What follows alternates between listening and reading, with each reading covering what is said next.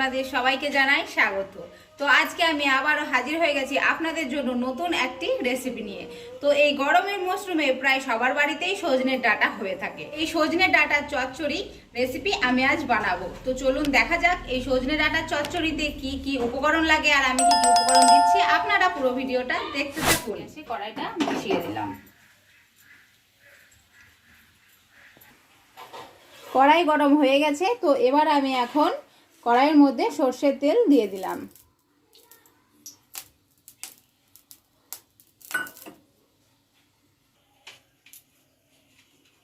তেলটা খুব ভালোভাবে গরম হয়ে গেছে। এবার আমি তেলের মধ্যে দিয়ে দিলাম দুটো লঙ্কা চিড়ে আর অল্প কিছুটা পাঁচফোড়ন।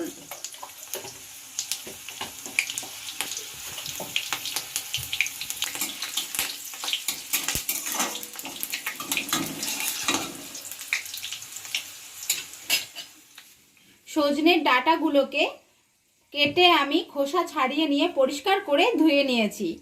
তো এই সজনের ডাঁটাগুলোকে এবার আমি তেলের মধ্যে দিয়ে দেব।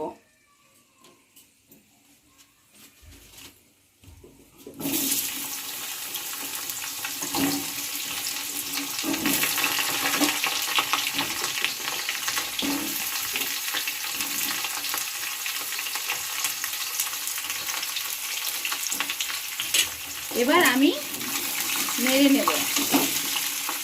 এবার আমি পরিমাণ মতো লবণ দিয়ে দেব।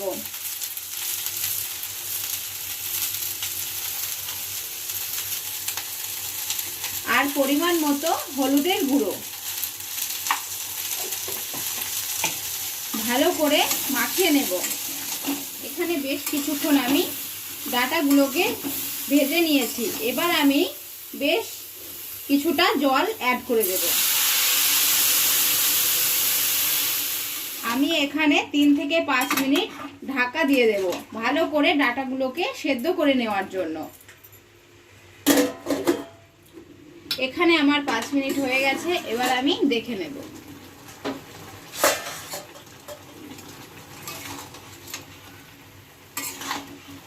খুব সুন্দরভাবে সেদ্ধ হয়ে গেছে।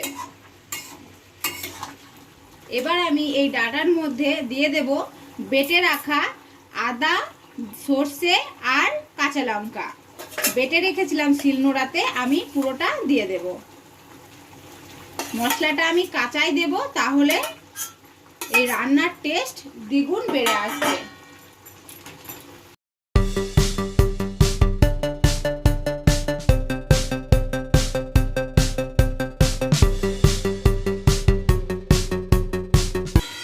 এবার আমি দিয়ে দেব এই ডাঁটার মধ্যে কয়েক দানা চিনি।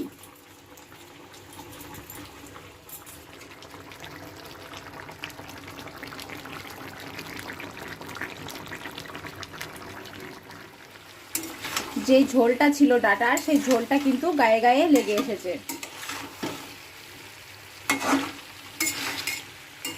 আমাদের সজনের ডাঁটার চচ্চড়ি প্রায় হয়ে গেছে। এবার আমি সব শেষে দিয়ে দেব উপর থেকে কাঁচা সরিষার তেল। এই কাঁচা সরিষার তেলটা দিলে খুব সুন্দর একটা সুগন্ধ উঠে আসে। এবার আমি নামিয়ে নেব। গ্যাস অফ করে দিলাম।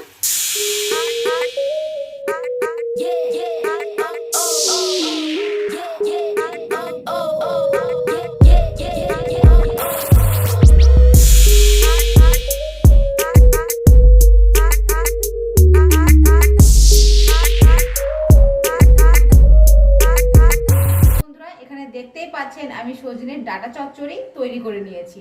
তো দেখতে যেমন সুন্দর লাগছে, এটা খেতেও খুব সুন্দর টেস্ট। তো বন্ধুরা, আপনারা একবার হলেও বাড়িতে তৈরি করে দেখবেন। এরকম ভিডিও পেতে চাইলে আমার চ্যানেলটিকে অবশ্যই করে সাবস্ক্রাইব করবেন, লাইক শেয়ার করবেন, পাশে থাকা bell icon notification all mode করে রাখবেন, তাহলে আমার ভিডিও সবার প্রথমে আপনাদের কাছে পৌঁছে যাবে। তো আজকের মতো ভিডিওটি এখানেই শেষ হচ্ছে বন্ধুরা। আপনাদের সাথে দেখা হচ্ছে নতুন কিছু ভিডিও নিয়ে।